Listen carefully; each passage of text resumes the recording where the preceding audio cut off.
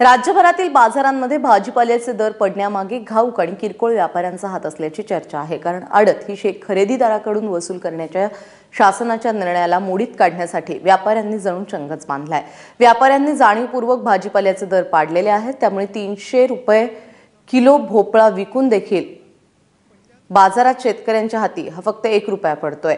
आडत ही शेतकऱ्यांकडून न घेता खरेदीदारांकडून घेण्याचा सरकारचा निर्णय झाला। सदाभाऊंनी दादरला मुख्यमंत्र्यांनी आठवडी बाजारात भाजी विकली, पण सरकारचा हा निर्णय हाणून पाडण्याचं व्यापाऱ्यांनी ठरवलंय। ज्या गावातून रोज 10 टेम्पो भाजीपाला पुण्यात जात होता, तिथून व्यापारी रोज फक्त 5 टेम्पो भाजीपाला मागवतात। ज्या गावामध्ये रोजच्या रोज 30-30 लाख रुपये येत होते, त्या गावात आता 50,000 येण्याची देखील मारामार आहे।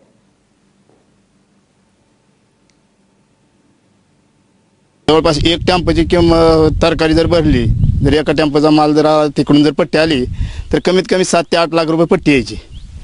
आणि हे मध्ये ज्या आडत्यानं व्यापाऱ्यांना जी घोळ घातला, ते सरकारचं धोरण काय आहे काय माहीत नाही आम्हाला। काय आडत गेले, आडत कुठनं तरी जातीच आमची, पण सरकारनं काय गोंधळ घातला हे आम्हाला काय कळालं नाही त्याच्यात। आणि आजच्या तारखेला तर काय व्हायला लागलं माहिती आहे का, 0 पट्टी यायला लागली। आता माझ्यापाशी 1 0 पट्टी तुम्हाला दाखवत होती, हे बाय ही 5 कॅरेट भेंडी दाखवली काय, आणि त्याच्यामध्ये 80-85 किलो भेंडी गेली, त्याची 0 पट्टी आली।